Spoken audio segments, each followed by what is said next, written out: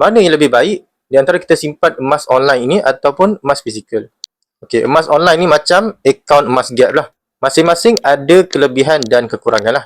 Dari sudut kelebihan lah, emas online ni dia lebih fleksibel. Sebab apa? Kita tak perlu pegang emas tersebut.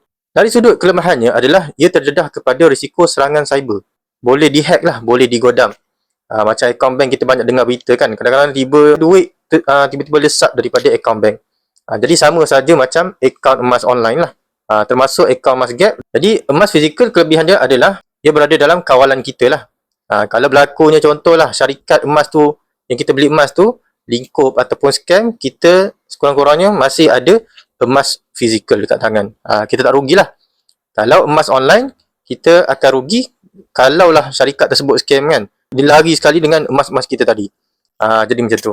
Dan pakar kewangan juga sarankan kita supaya keluarkan juga emas fizikal. Macam saya cakap tadi lah.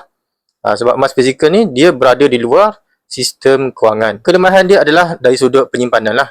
Sebab orang biasanya takut lah nak simpan emas fizikal ni sebab takut hilang. Jadi bayangkan macam ni, anda simpan duit merata-rata ataupun anda simpan di tempat selamat.